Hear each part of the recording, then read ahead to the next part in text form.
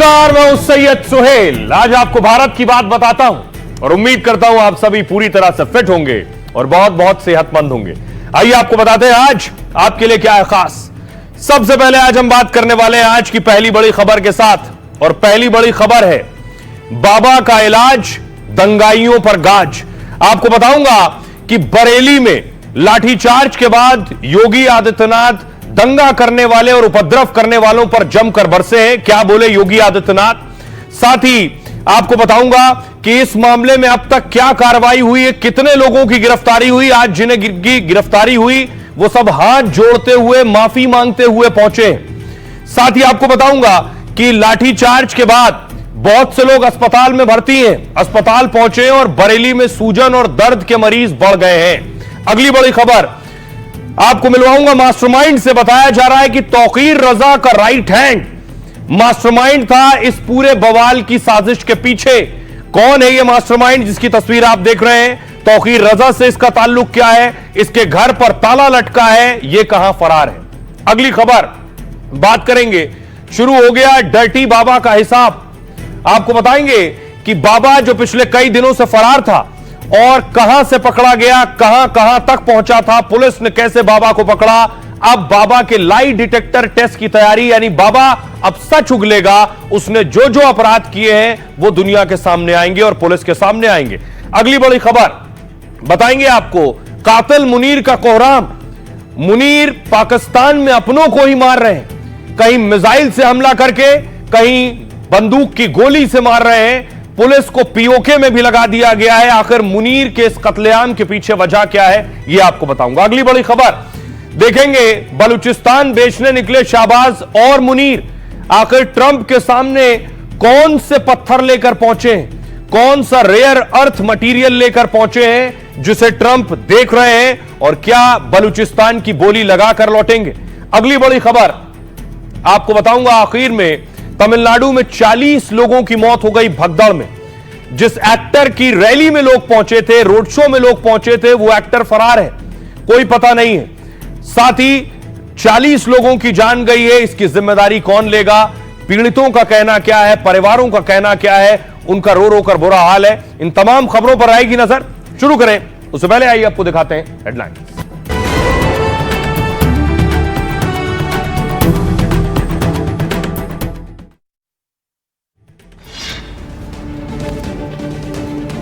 आई love Mohammad के नाम पर बवाल करने वालों को सीएम योगी ने दी दोबारा वार्निंग। कहा लातों के भूत बातों से नहीं मानते, बिना मांगे जहन्नुम का टिकट कटा देंगे।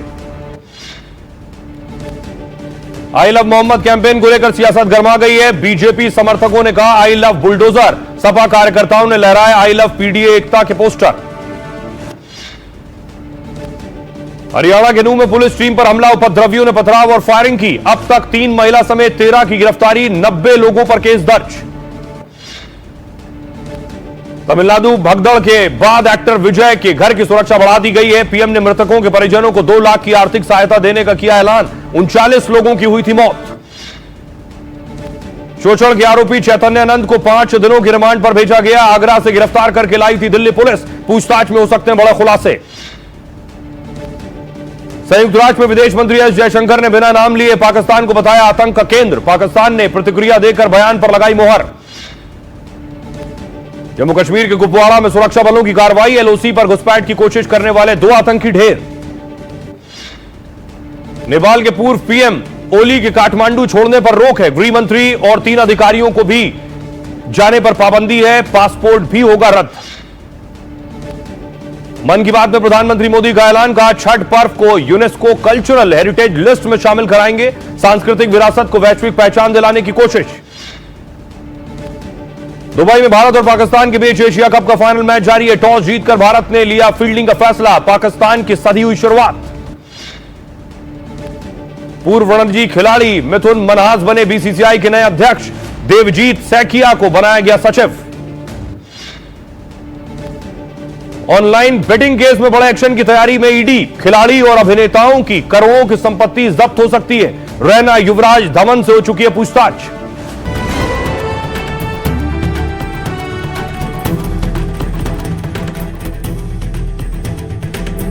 और आइए शुरुआत करने जा रहा हूं आज की पहली बड़ी खबर के साथ। और पहली बड़ी खबर है, दंगाइयों का जहन्नुम वाला इलाज योगी आदित्यनाथ कह रहे हैं। इससे पहले शुक्रवार को लाठीचार्ज हुआ था बरेली में। लाठीचार्ज के बाद बरेली में माहौल काबू करने की कोशिश हुई। आज योगी आदित्यनाथ बलरामपुर में थे। योगी आदित्यनाथ की आज तस्वीर सामने आई। योगी आदित्यनाथ बलरामपुर में पूजा पाठ कर रहे थे। देवी पाटन मंदिर में थे योगी। ओम चंद्रमा मनसो जात चक्षुर्जो वजायत सोत्राध्वायत प्राणस्य मुखाग्निर्जायत में बताते।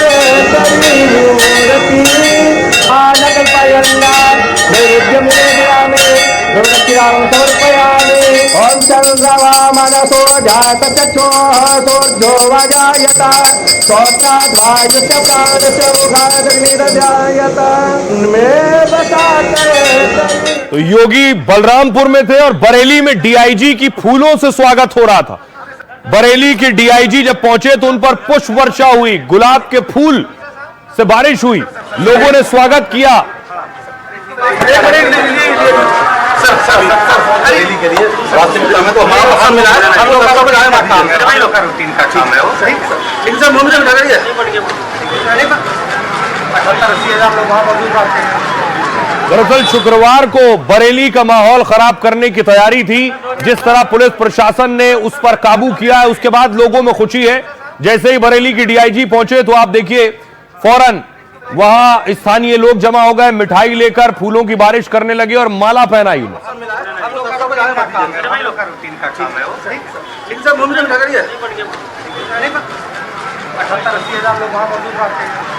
और इसके बाद देखिए बहुत से लोग खुश हैं इस एक्शन से।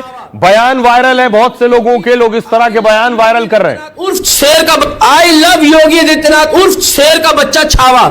आई love Yogi Adityanath, I love Yogi Adityanath.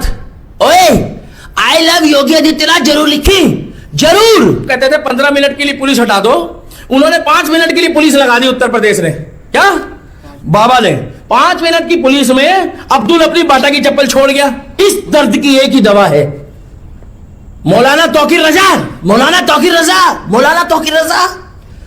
तेरी एक ही दवा है, तेरी एक ही दवा है, तेरी एक ही दवा है, योगी आदित्यनाथ, योगी आदित्यनाथ, योगी आदित्यनाथ।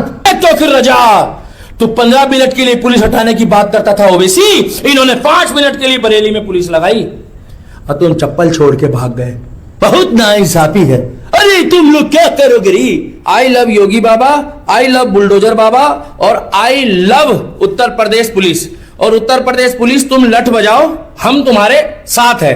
आई लव योगी आदित्यनाथ उर्फ शेर का। और उपद्रव करने वालों पर एक्शन हो रहा है। ये बरेली की तस्वीर है। जो लड़के उधम कर रहे थे उन्हें पुलिस ने उठाया है। उसके बाद सभी माफी मांग रहे हैं कि ऐसी गलती दोबारा नहीं करेंगे, हमें माफ कर दो।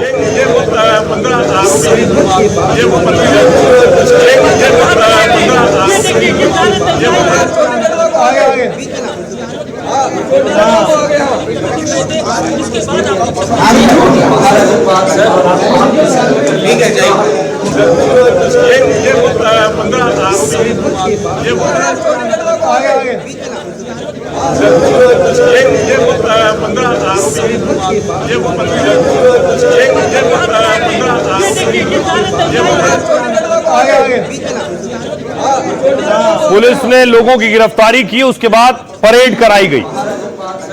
तौकीर रजा पर एक्शन हो रहा है क्योंकि तौकीर रजा ने साजिश रची, उनके मास्टरमाइंड और करीबियों पर एक्शन हो रहा है। ये आप देख रहे हैं तौकीर रजा के करीबी का होटल था बरेली में, वो होटल सील कर दिया गया।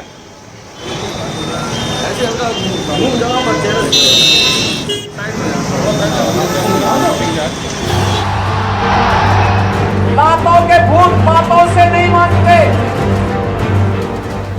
जो भी पर्व और त्योहारों में उपद्रव करेगा उसको बिना मांगे जहन्नुम में जाने का टिकट हम काट करके दिला देंगे। जिन लोगों ने कानून को हाथ में लिया और बरेली में बवाल मचाया, उन पर बाबा की ऐसी गाज गिरी कि वो कान पकड़ पकड़ कर माफी मांग रहे हैं। योगी और उनकी पुलिस से रहम की भीख मांग रहे हैं। हिंसा के मामले में मौलाना तौकीर पर भी शिकंजा और कस गया है। जेल में बंद तौकीर पर अब गुंडा एक्ट और रासुका के तहत एक्शन की तैयारी है और जिन्होंने माहौल बिगाड़ने में तौकीर का साथ दिया उन पर बुलडोजर की तैयारी है। गज़वाए हिंद की कल्पना करना भी और उसका सपना देखना भी जहन्नुम में जाने का टिकट का रास्ता पैदा कर देगा। सीएम योगी ने साफ कर दिया है कि अपराधियों का चाहे कितना भी रसूख हो वो किसी भी कीमत पर बख्शे नहीं जाएंगे। उत्तर प्रदेश में अराजकता की तो बाबा सीधे जहन्नुम का टिकट कटा देंगे। जब समाजवादी पार्टी की सरकार हुआ करती थी, कांग्रेस की सरकारें हुआ करती थी, ये लोग दंगा करवाते थे और सरकार इनका अवभगत करती थी।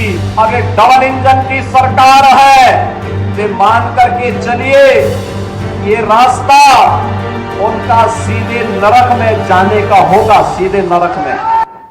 और आइए मैं आपको बताऊं जो एक्शन हुआ बरेली पर, उस पर सियासी रिएक्शन क्या है। असदुद्दीन ओवैसी ने कहा अपनी आस्था को व्यक्त करना भड़काऊ कैसे हो सकता है, धार्मिक स्वतंत्रता एक मौलिक अधिकार है।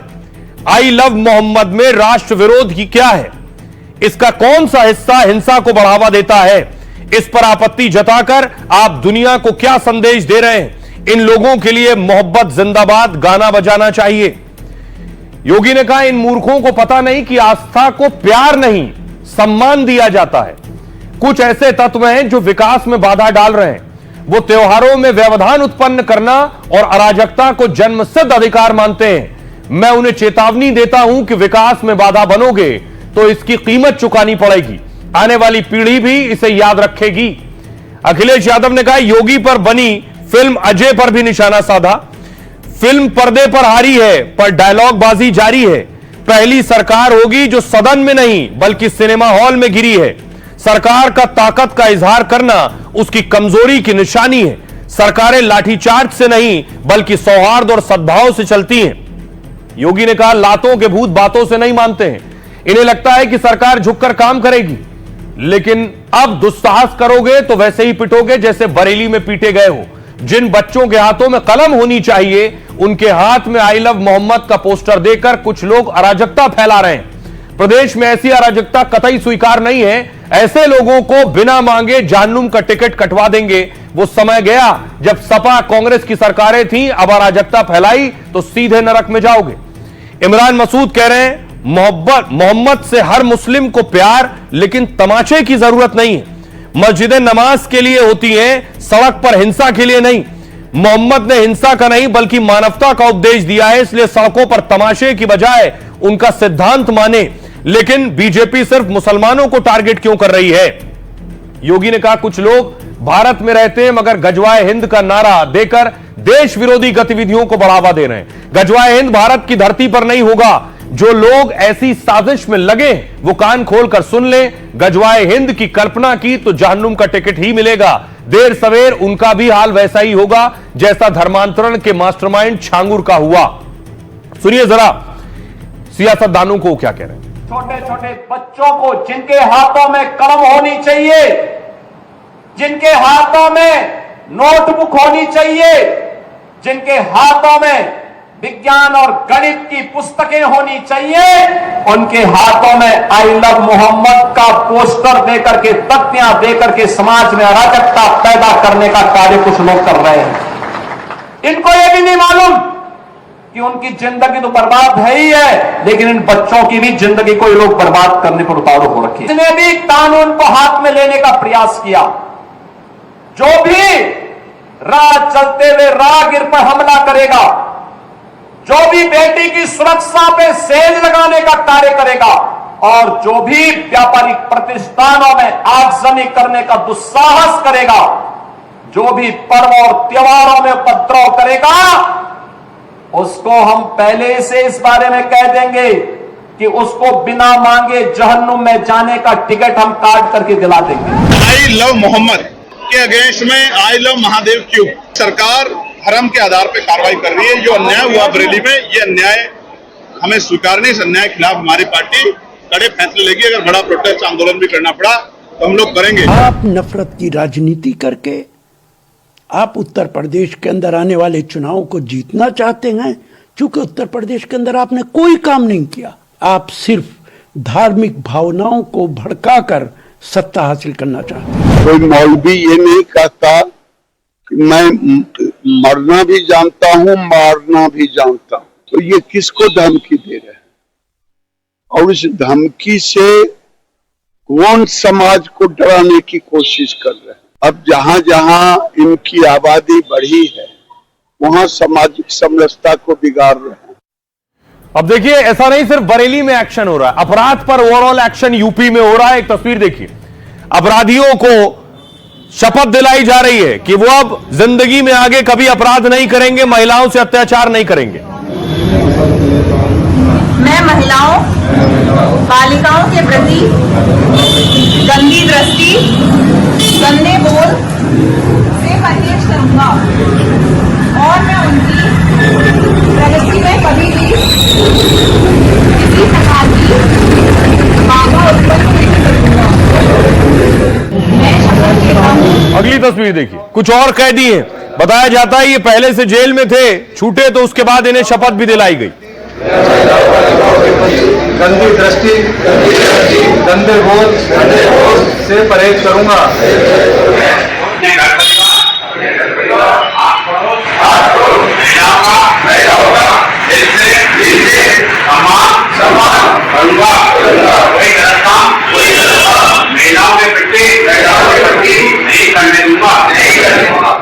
और यही वजह है कि पोस्टर लग गए यूपी में। देखिए, I love Mahadev, I love Mohammad के बाद आई लव योगी आदित्यनाथ,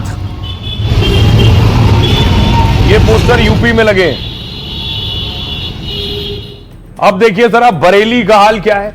बरेली में आखिर कैसे युवाओं को गुमराह किया गया जो मरने मारने को उतारू थे। एक तस्वीर ये देख रहे हैं कि पुलिस ने लाठी चलाई है। पुलिस की लाठी में बहुत से लोग घायल भी हुए हैं जो अस्पताल तक पहुंच गए, लेकिन आखिर इस नौबत तक कैसे पहुंचे, तौकीर के कौन से बयान थे। अगली तस्वीर दिखाऊं, एक बयान वायरल है एक युवक का, उसके बयान से आपको अंदाजा होगा कि दिमाग में क्या भरा है कि मरने मारने को उतारू।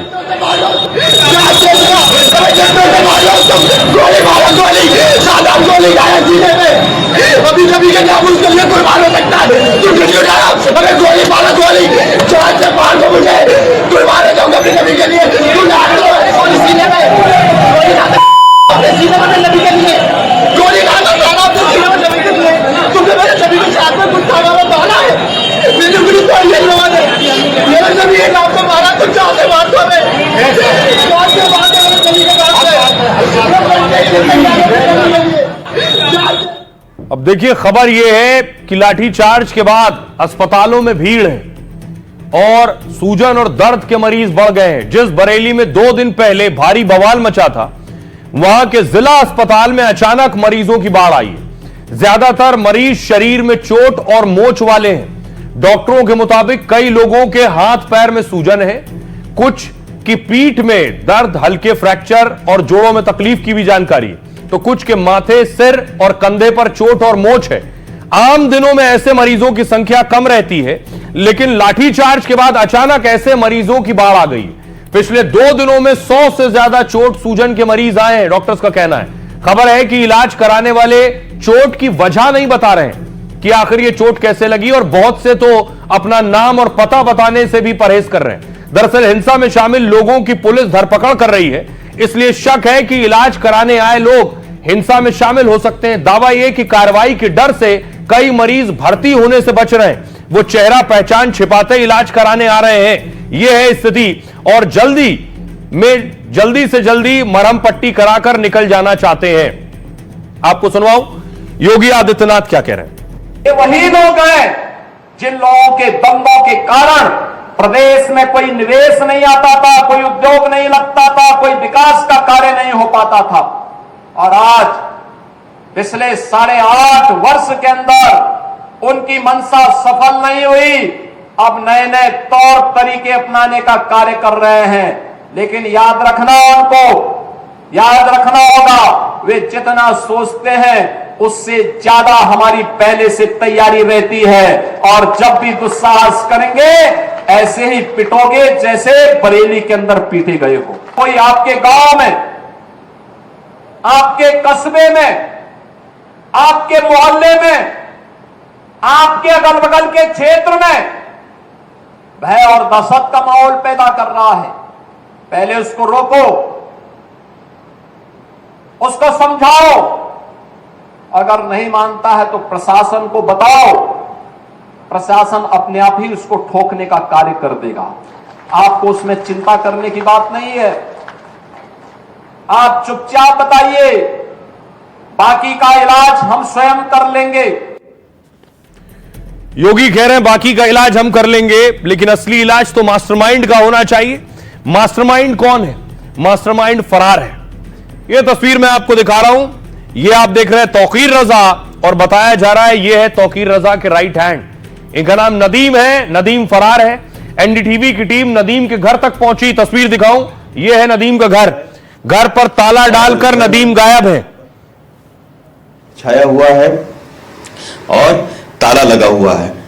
तो फिलहाल नदीम खान फरार हैं और कल पुलिस ने यह बताया था कि नदीम खान ही वो शख्स है जिन्होंने इस पूरे जो बरेली की हिंसा हुई उसमें शुक्रवार को तकरीबन 2 से 3 बजे के बीच में इन्होंने अपने व्हाट्सएप से 50 कॉलें की। जो घर है वहां पर सन्नाटा। तो आपने देखा, ऐसी घटना के बाद सबसे पहले मास्टरमाइंड गायब होता है, क्योंकि उसे पता है उसने क्या किया है। तो देखिए मास्टरमाइंड कहां है।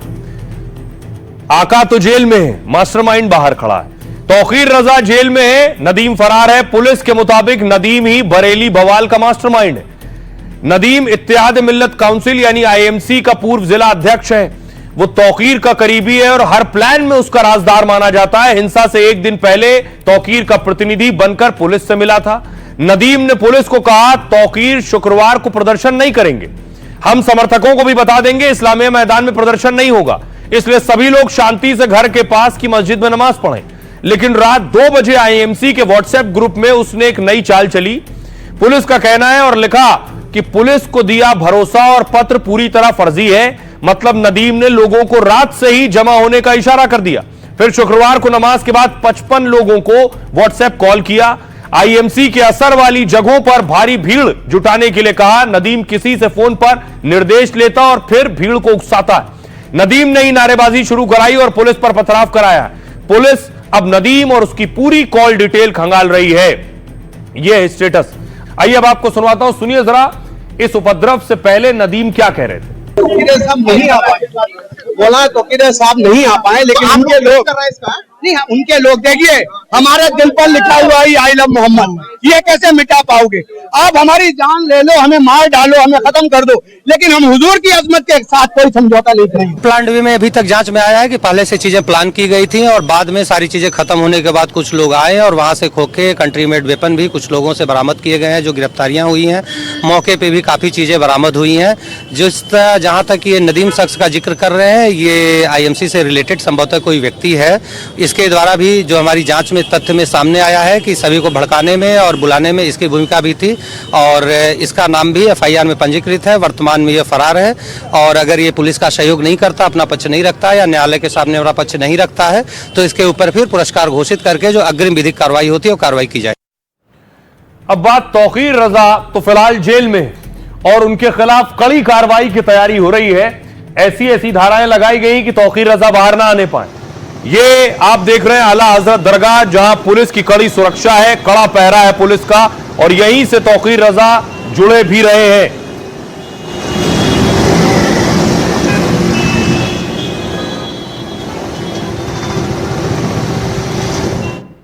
तो देखिए तौकीर फिलहाल जेल में। बरेली में बवाल का जो सबसे बड़ा गुनहगार माना जा रहा है इस वक्त, भीड़ को उकसाने के आरोप में 10 में से 7 एफआईआर में इनका जिक्र है।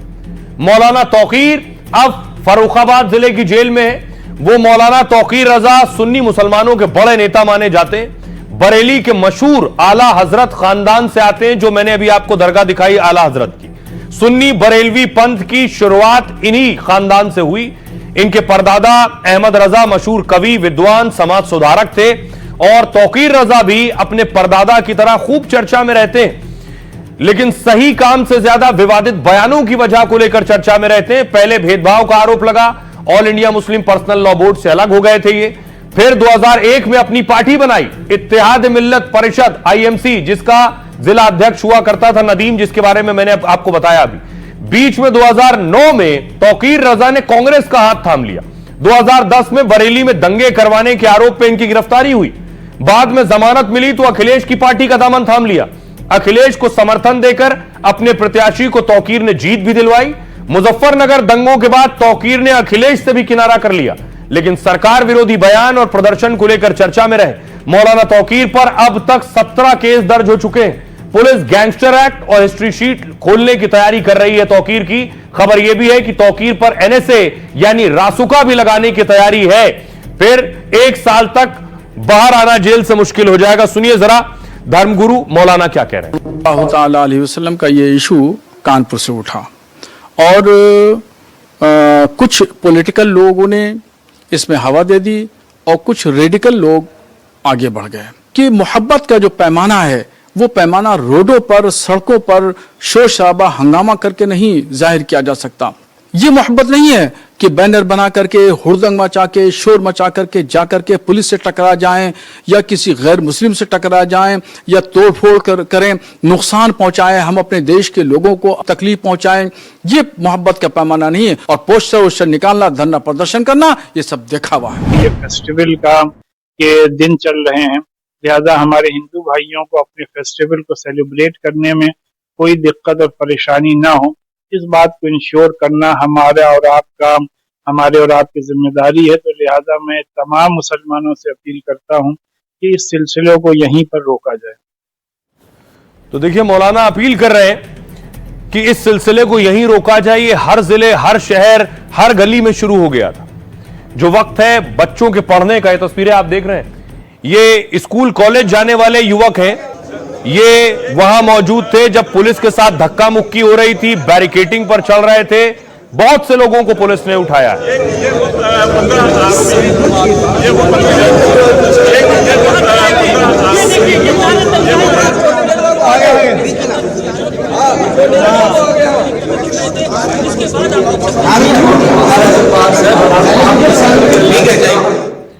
अब देखिए अब तक पुलिस ने लगभग 49 लोगों की गिरफ्तारी की है इस मामले में। बरेली में बवाल के बाद योगी की पुलिस कड़े एक्शन में है। तस्वीरें देख रहे हैं उसकी आप। तौकीर की गिरफ्तारी के बाद छापेमारी और गिरफ्तारी अभी भी हो रही है। हिंसा के मामले में 49 लोगों को अरेस्ट किया गया है। करीब 20 लोगों को पुलिस ने पूछताछ के लिए बुलाया। 180 नामजद लोगों के खिलाफ दंगे के आरोप में FIR दर्ज हुई है। इसके अलावा 2500 अज्ञात लोगों को आरोपी बनाया गया है। पत्थर फेंकने वाले कई आरोपी कान पकड़कर माफी मांग रहे हैं। बरेली में फिर कोई बवाल ना हो इसके लिए पूरे इंतजाम किए गए। 8 जिलों की पुलिस फोर्स बरेली में तैनात कर दी गई है। बरेली में हालात सामान्य हैं, लेकिन इंटरनेट अभी भी बंद है। हिंसा फैलाने में जो कोई भी जुड़ा था उस पर गाज गिरी है। तौकीर रजा जिसके होटल पर रुके उस पर भी एक्शन हुआ है। तौकीर के मददगार 4 आलीशान होटल सील कर दिए गए और खबर है कुछ पर बुलडोजर एक्शन की भी तैयारी है, यानी जल्द ही बरेली में बुलडोजर चल सकता है। अब देखिए हमारे सहयोगी की रिपोर्ट और वहां के लोग क्या कह रहे हैं। लोगों की थोड़ी कमी यहाँ पर दिखी है। लोग बाहर से, क्या डर का माहौल है, कुछ भी समझे, लोग बाहर से नहीं आए हैं आज। कम आए हैं लोग। नेट भी अभी बंद कर रखा है सर। मगर बरेली हमारा जो है गंगा जमनी तहजीब के नाम से पहचाना जाता था। यहाँ सभी समुदाय एक साथ रहते हैं, ऐसी यहाँ पर कोई बात नहीं है। अब जो हुआ वो एक राजनीतिक प्रकरण कह सकते हैं। हालात तो इस समय बिल्कुल सामान्य हैं और प्रशासन का मैं थोड़ा आभार व्यक्त करूंगा कि सारी चीज़ें जो हैं प्रॉपर कंट्रोल में हैं, कोई ऐसी बात नहीं है। लेकिन सबसे ज़्यादा नुकसान हम व्यापारियों को हुआ है इस बार। सारे लोग आते हैं, खरीदारी करते हैं, इंटरनेट बंद कर रखा है, तो बिना इंटरनेट के सर हम यहाँ पे कुछ नहीं करते। ओनर का नाम पता चला है, वो आसफा जमाल का होटल है और इन्होंने जो भी कंपाउंडिंग कराई थी, जो भी मानचित्र अपना स्वीकृत कराया था, उसके अगेंस्ट इन्होंने मौके पे निर्माण कराया, जिससे सील कर रहे हैं। उसके बाद जो है इनको नोटिस वगैरह पहले भी जा चुकी है और इनको जो है इन्होंने उसके बाद कंपाउंडिंग नहीं कराई, इसलिए। और आज एक और तस्वीर आई हरियाणा के नूह से, इसी तरह की पत्थरबाजी की तस्वीरें। ये तस्वीर आप देख रहे हैं, नूह में पुलिस पर पथराव किया है युवकों ने।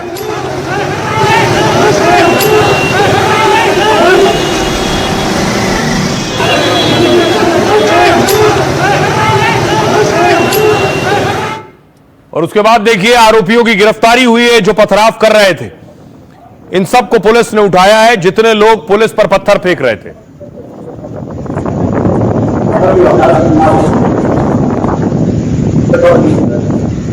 हरियाणा के नूह में पुलिस चोरों को पकड़ने के लिए गई थी। 3 मुख्य आरोपी आजाद, शाहरुख और शाहिद को पकड़ना था।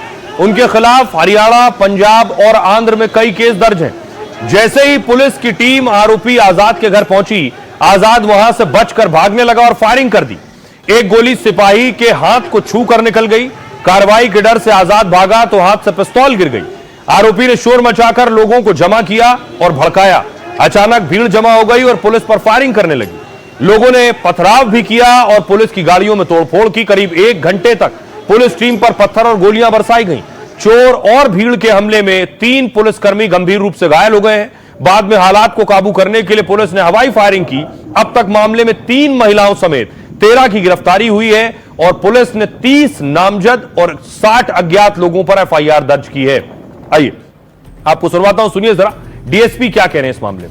हमारे पास हमने 3 महिलाएं और 10 व्यक्ति अरेस्ट किए थे, जिनमें 3 महिलाओं को जुडिशियल हमने रात को ही भेज दिया था। 10 व्यक्ति ने जिनका हम कुछों का पुलिस रिमांड ले रहे हैं और कुछों को जुडिशियल भेज रहे हैं। और हमारी जो गाड़ियां पर नुकसान हुआ है, हमारे ऊपर फायरिंग भी हुई है और दराती से भी हमारे मुलाजमों के ऊपर वार किया गया है, जिसमें यहाँ पर एक हमें पिस्टल मिली है क्योंकि हमने उसको भी कब्जा में लिया है। और आइए खबरों में आगे बढ़ते हैं। आज की एक और बड़ी खबर है। पिछले कई दिनों से बाबा फरार था। वो बाबा जिस पर 17 लड़कियों ने शोषण का आरोप लगाया था, बाबा पकड़ा गया। सलाखों में शिकारी बाबा पहुंच गया है। बाबा की गिरफ्तारी कैसे हुई मैं आपको दिखाऊं।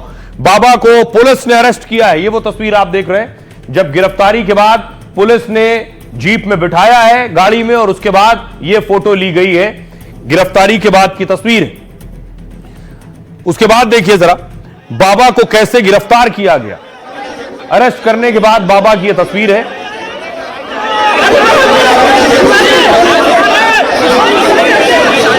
पिछले कई दिन से बाबा फरार था। पिछले कई दिन से फरार था और पुलिस शिद्दत से तलाश रही थी। बाबा लगातार अपने ठिकाने बदल रहा था। बाबा को जब कोर्ट में पेश किया गया उससे पहले मीडिया ने सवाल पूछे हैं बाबा से। गिरफ्तारी के बाद स्वामी जी क्या कहेंगे,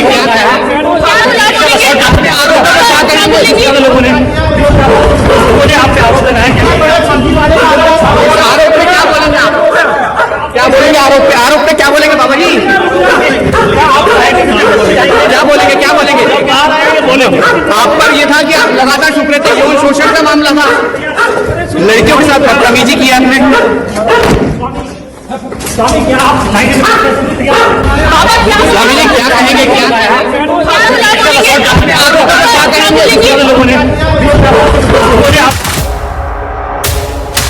17 लड़कियों का गुनहगार चैतन्यानंद हो गया गिरफ्तार। का जो आचरण था वो मतलब बहुत गंदा था। बेटियों की इज्जत पर बुरी नजर डालने वाले बाबा का अब कानून करेगा हिसाब। आप देख सकते हैं कि जो बाबा है उसको पुलिस सामने से लेकर आ रही है। ये वही बाबा है जिस पर 17 लड़कियों ने छेड़खानी के आरोप लगाए हैं। आप देख सकते हैं कि किस तरह से बाबा को आगरा के एक होटल से गिरफ्तार किया गया। करोड़ों की काली कमाई से रौब जमाने वाला आरोपी चैतन्यानंद अब जेल भेजा जा चुका है। आप पर यह था कि आप लगातार छुप रहे थे। छात्राओं का शोषण और शेखी बघारने का हर सच सामने आएगा, क्योंकि सलाखों में कानून का डंडा चलेगा तो बाबा सारे काले राज खोलेगा। बाबा कुछ कहना चाहोगे? अब देखिए जरा बाबा की गिरफ्तारी इस होटल से हुई थी। बाबा आगरा में इस होटल में छिपा हुआ था और यहीं से पुलिस ने इसे गिरफ्तार किया है। होटल द फर्स्ट नाम है इसका, लेकिन रजिस्टर में देखिए किस नाम से एंट्री कराई थी बाबा ने, वो रजिस्टर भी सामने आया। ये तस्वीर आप देख रहे हैं। रजिस्टर में पार्थ सारथी ही बाबा ने अपना नाम लिखा था, स्वामी पार्थ सारथी। अपना एड्रेस वसंत कुंज, साउथ वेस्ट दिल्ली। तो गिरफ्तारी से पहले बाबा कहां कहां फरारी काटता रहा, न सिर्फ बाबा और पुलिस कहां कहां दबिश देती रही, आपको बता रहा हूं। यह है मैप, ये आप देख रहे हैं यूपी में ही था बाबा, यूपी से बाहर नहीं गया। यानी दिल्ली से पहुंचा मेरठ, मथुरा और आगरा में पकड़ लिया गया। अगला शहर बदलता उससे पहले पकड़ लिया गया। अब देखिए पुलिस ने कहां कहां इसे ढूंढा है।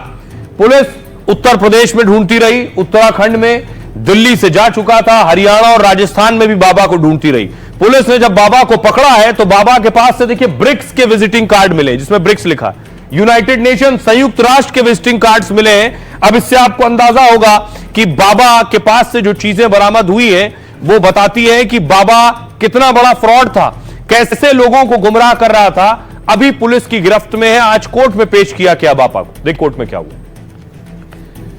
यह है बाबा अब जेल में।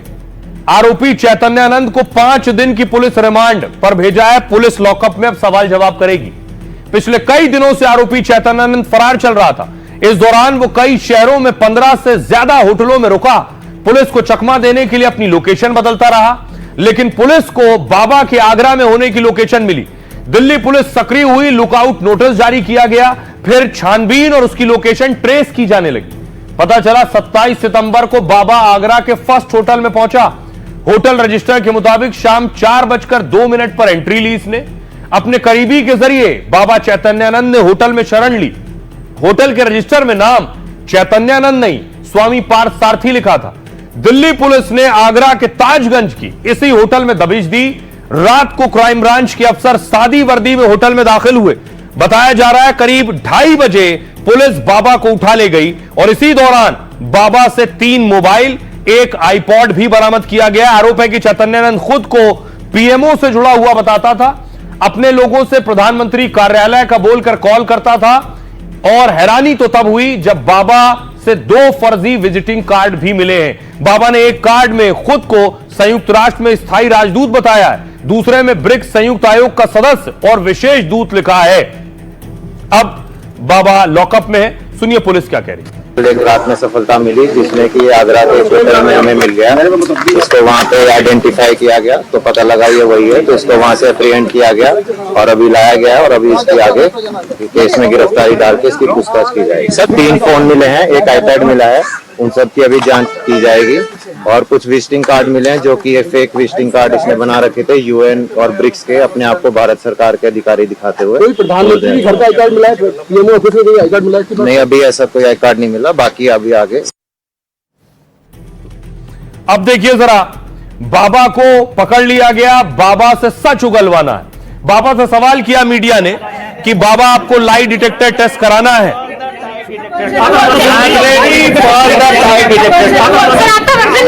टेस्ट के लिए तैयार है। 16 लड़कियों ने आपने आरोप लगाए हैं।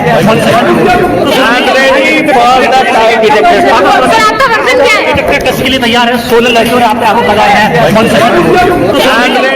तो बाबा से पत्रकारों ने पूछा आप लाई डिटेक्टर टेस्ट के लिए तैयार हैं? तो बाबा ने कहा हाँ मैं तैयार हूं। अब देखिए लाई डिटेक्टर टेस्ट के सामने जब बाबा को बिठाया जाएगा तो सच सामने आएगा। पुलिस चैतन्यानंद का लाई डिटेक्टर टेस्ट करा सकती है। शोषण का खेल उजागर करने के लिए टेस्ट संभव है। लाई डिटेक्टर टेस्ट से बयानों की सच्चाई पता हो सकती है। लाई डिटेक्टर टेस्ट को पॉलीग्राफ टेस्ट भी कहा जाता है। साथ ही विशेषज्ञों की निगरानी में इससे सच और झूठ पता हो सकता है। इससे टेस्ट के दौरान इंसान के शरीर पर मशीनें लगाई जाती हैं। लाई डिटेक्टर टेस्ट के दौरान व्यक्ति से बहुत से सवाल पूछे जाते हैं। जवाबों के दौरान शारीरिक प्रतिक्रिया रिकॉर्ड की जाती है, जैसे बोलते वक्त ब्लड प्रेशर क्या है, दिल की धड़कन कितनी हो रही है। इससे पता चलता है ये सच बोल रहा है या झूठ। उसकी सांस लेने की गति, पसीने की मात्रा मापी जाती है। ये सभी शारीरिक संकेत एक चार्ट रिकॉर्डर पर दर्ज किए जाते हैं। मशीन से दर्ज किए इस डेटा को एक्सपर्ट विश्लेषण करते हैं। फिर निष्कर्ष निकाला जाता है कि व्यक्ति झूठ बोल रहा है या फिर सच। अगर चैतन्यानंद का टेस्ट हुआ तो बहुत से सवाल पूछे जा सकते हैं, जैसे क्या तुमने लड़कियों का शारीरिक शोषण किया है? पीड़िताओं ने जो आरोप लगाए हैं क्या वो सच है या नहीं? क्या तुम पढ़ने वाली छात्राओं को अश्लील मैसेज करते थे? पुलिस ऐसे कई सवालों के जरिए राज से पर्दा उठा सकती है। आइए अब आपको सुनवाता हूं कुछ राज से पर्दा तो पीड़ित उठा चुके हैं। पीड़िताओं को सुनिए क्या कह रहे हैं। जो यहाँ पर क्या एक्टिविटी थी? यहाँ पे अश्लीलता की एक्टिविटी थी, लोगों के साथ अश्लील बातें। इधर इन्होंने मेरे साथ भी अश्लील बातें करी थी बहुत जी। तो शाम को अपने ऑफिस में बुलाना, अश्लील बातें करना, टॉर्चर करना मेंटली। अच्छा, मेंटली टॉर्चर करना, एग्जाम नहीं देना, इनकी बात अगर नहीं सुनो तो एग्जाम नहीं देना, गंदी गंदी ईमेल्स भेजना। अच्छा, इवन हम कॉलेज से बाहर जाते थे वीकेंड में, वो भी पूछताछ किससे मिल रही हो, कितना बॉयफ्रेंड है, कितना ये है। कितने साथ सोती हो, ये सब। अच्छा, तो आपको क्या इसमें गंदे मैसेज भी आपको भेजे थे इसमें? हाँ, गंदे ईमेल्स करते थे। व्हाट्सएप अच्छा। नंबर तो था नहीं, मैं यूज नहीं करती थी व्हाट्सएप फोन, तो ईमेल गंदे गंदे ईमेल्स किए हैं इन्होंने। तो ये क्या उन ईमेल्स में क्या लिखते थे ये? ईमेल्स में यू लुक वेरी ब्यूटीफुल, और तुमने आज बहुत अच्छा ड्रेसअप किया है, तुम्हारे बॉयफ्रेंड है कि नहीं। अच्छा जी। और हमारे वाइवा होते थे, वाइवा में ऑफिस में ऑफिस में बुलाते थे, ऑफिस में बुला के भी गंदे गंदे बातें करते थे। अच्छा, अब देखिए बाबा के लिए कितने सबूत चाहिए। एक पीड़िता को सुन लिया आपने, अब एक एफआईआर मैं आपको दिखाता हूं जो कई साल पहले बाबा के खिलाफ हुई थी। चैतन्यानंद के खिलाफ 2016 में एक एफआईआर हुई। संस्थान ज्वाइन करते ही बाबा अश्लील मैसेज भेजने लगता था। एफआईआर के मुताबिक बाबा छात्राओं को ऑफिस बुलाता था, गलत तरीके से छूने की कोशिश करता था। 9 साल पहले की एफआईआर में डर्टी बाबा को लेकर दावा है। महिला ने चैतन्यानंद को गिद्ध जैसी आंखों वाला कहा है कि बाबा की आंखें वल्चर आईज थी, गिद्ध वाली आंखें। एडमिशन के बाद ही बाबा की गंदी नजर उस पर गड़ गई। बाबा छात्रा को बेबी और स्वीट गर्ल बुलाने लगा। शाम को क्लास खत्म होने पर ऑफिस बुलाता था और बाबा ने छात्रा को दुबई में पढ़ाने का झांसा भी दिया था। बाबा ने छात्रा से कहा तुम बहुत टैलेंटेड हो, साथ ही दुबई ले जाकर पढ़ाई का पूरा खर्च उठाने की बात कही। बाबा का स्टाफ भी छात्रा पर दबाव बनाने की कोशिश करता था। बाबा पर गलत तरीके से टच करने की कोशिश का भी आरोप है। बाबा छात्रा को अपने साथ मथुरा ले जाने की कोशिश में था, लेकिन छात्रा ने मथुरा जाने से इनकार कर दिया। इसके बाद अपना सारा सामान छोड़कर छात्रा घर गई। बाबा ने पीड़ित छात्रा का फोन भी अपने पास रख लिया था। बार बार उत्पीड़न के बाद आखिरकार उसने आखिर में कॉलेज छोड़ दिया। यानी बाबा इस हद तक परेशान करता था। और बड़ा खुलासा यह हुआ कि बाबा ने अपने आश्रम में हर जगह सीसीटीवी कैमरा लगाया हुआ था और सीसीटीवी कैमरे पर बाबा की नजर होती थी। देखिए बाबा क्या करता था सीसीटीवी कैमरे के जरिए। जितने कैमरे लगे थे, लड़कियों को बेहुदे मैसेज करने वाला बाबा बहुत शातिर है। जांच में पता चला है कि वो लड़कियों पर गंदी नजर रखता था। यूनिवर्सिटी वाला छात्रावास बिग बॉस के घर से कम नहीं था। यानी इस हॉस्टल में हर लड़की सीसीटीवी की निगरानी में रहती थी। सुरक्षा की आड़ में हर जगह सीसीटीवी कैमरे लगाए गए। कमरे, किचन, हॉल से लेकर बाथरूम तक में सीसीटीवी कैमरे लगे थे। मतलब लड़कियों के निजी पलों को रिकॉर्ड किया जाता था। हैरानी की बात यह कि चैतन्यानंद यह सब कुछ लाइव देखता था, क्योंकि उसके पास सीसीटीवी कैमरों की लाइव फीड आ जाती थी। बाबा स्मार्टफोन पर इस पूरी रिकॉर्डिंग को देखता रहता था। यानी कि लड़कियों के रहन सहन की हर गतिविधि पर नजर रहती थी। पुलिस जांच के मुताबिक वो डर का माहौल बनाए रखता था। छात्राओं पर 24 घंटे निगरानी मानसिक दबाव का जरिया थी, ताकि पीड़ित राज खुलने के डर से किसी को कुछ बताने से डरे।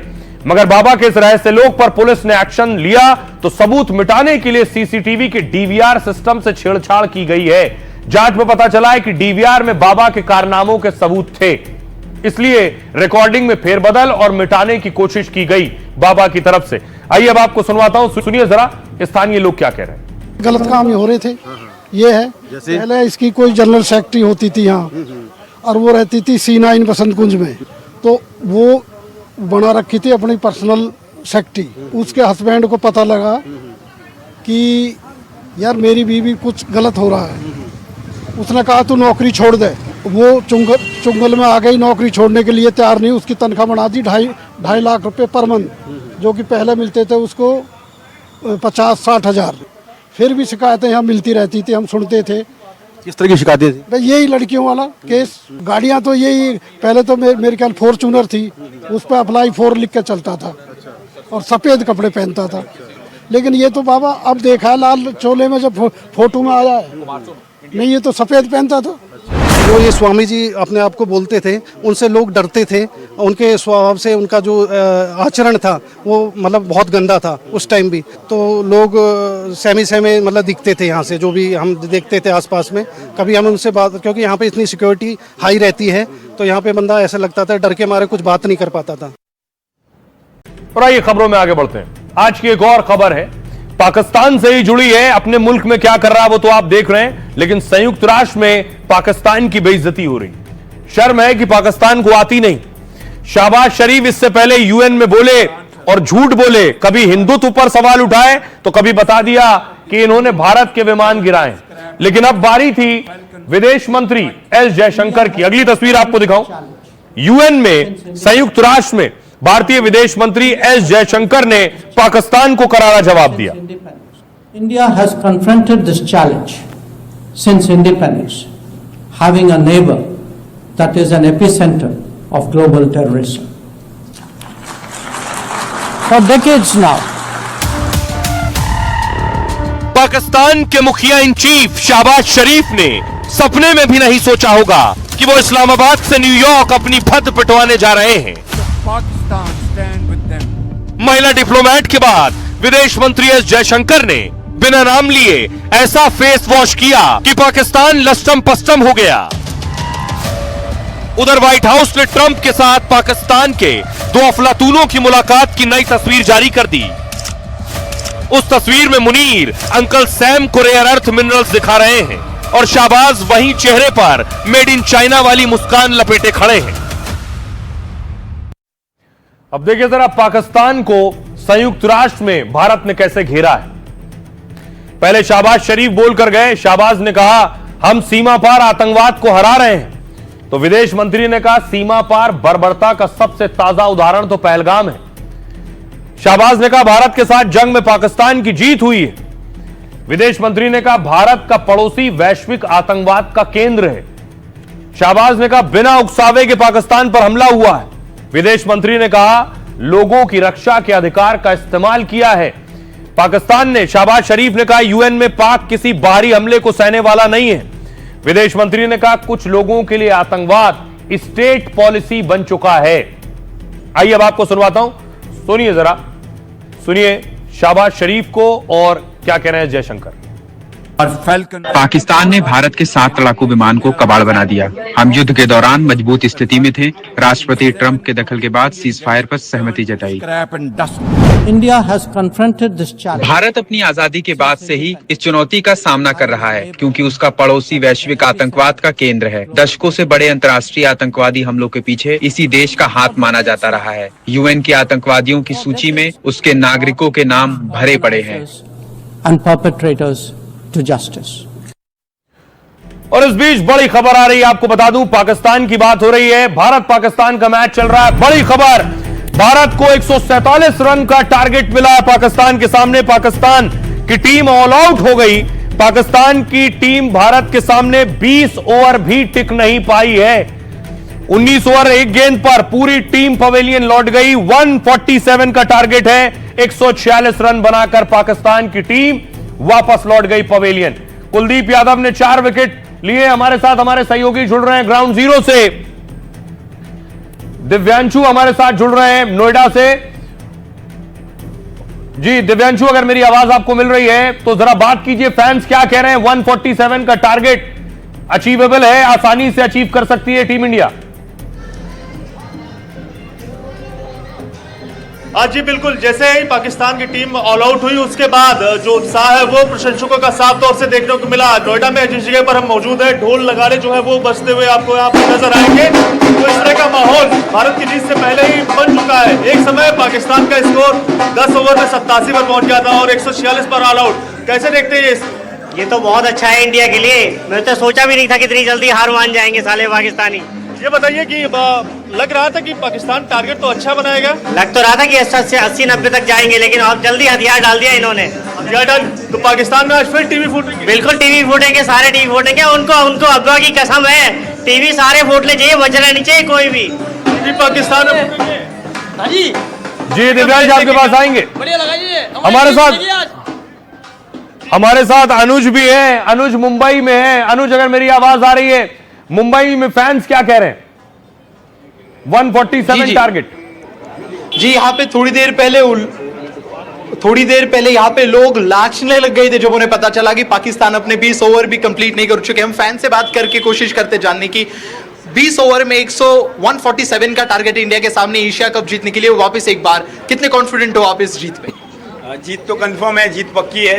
और ये कोई टारगेट नहीं है, इंडिया एकदम इजीली अचीव कर सकते हैं हम ये टारगेट। अच्छा सर, आप बताइए, पाकिस्तान ने 146 किए, शुरुआत उनकी बहुत अच्छी हुई, बाद में मिडिल में हम देख सकते हैं कि उनकी इनिंग्स नीचे घटेगी। कैसे एनालाइज करोगे आप पाकिस्तान की बैटिंग?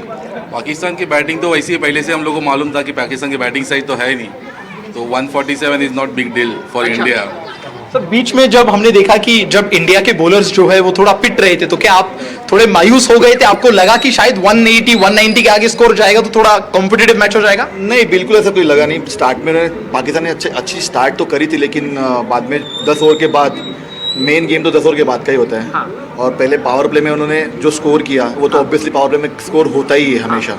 तो आफ्टर पावर प्ले जो खत्म हुआ पावर प्ले, उसके बाद इंडिया ने ऊपर इंडिया थोड़ा अच्छे बॉलिंग करने लगी और पाकिस्तान के सारे विकेट्स डाउन कर दिए इंडिया ने। अभी इंडिया जो है उसको जीतने के लिए 147 अनुज जरा इनसे कहिए कि टीम इंडिया को चीयर्स करें। 147 का टारगेट अचीव करना है, जोश तो यहीं से भरेगा, तभी दुबई तक जाएगी आवाज। अभिषेक जी जरूर। क्या हम आपकी आवाज दुबई तक पहुंचा सकते हैं अगर आप जोर से टीम इंडिया के लिए चीयर कर पाओ?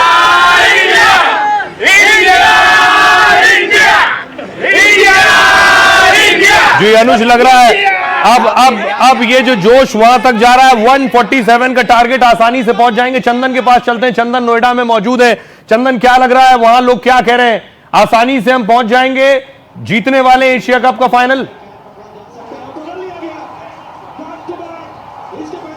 बिल्कुल सोहेल, जिस तरीके से इंडियन टीम ने बॉलिंग की है इसमें कोई डाउट नहीं है। हम तमाम लोगों से भी बात करेंगे, पूछेंगे कैसा लग रहा है इंडिया के लिए? इजी है यहाँ से जीतना? क्या कैसा इंडिया ने बॉलिंग किया है, जीतना इजी है? बिल्कुल जीत सकती है इंडिया, क्या दिक्कत है? बिल्कुल। कैसे आप लोग कितना एक्साइटेड है मैच के लिए? बिल्कुल नहीं, हम तो गरबा में। इंडिया के लिए कितना आसान है यहाँ से जीतना? इंडिया के लिए कितना आसान? बहुत आसान है, बहुत आसान है। सेलिब्रेशन हो? हाँ बिल्कुल, हम तो अभी से रेडी हैं। बिल्कुल। भैया इनके साथ आइए, जरा एक बार दिखाइए, जरा हम दिखाएंगे भी कैसे तमाम जो यहाँ पर आपको अंदर हम ले चलेंगे। एक बार जरा बजाइए हमारे तमाम यहाँ पर, ये देख सकते हैं आप पूरी तरीके से चीयर करते हुए टीम इंडिया के लिए। अच्छा, सबसे ज्यादा किससे उम्मीद है? बहुत ही है, बहुत। मैं आपको अंदर लेके चलता हूँ। अंदर भी तमाम जो क्रिकेट फैंस हैं वो किस तरीके से यहाँ पर आपको नजर आएंगे।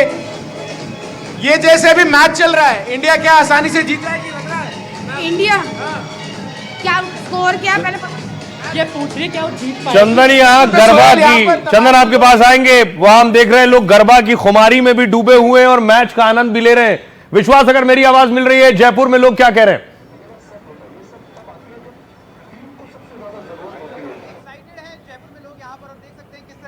एक के बाद एक विकेट्स गिरने का सिलसिला जारी रहा, तो उसके बाद लगातार फैंस एक्साइटेड है। जानते हैं कैसा फील कर रहे हैं?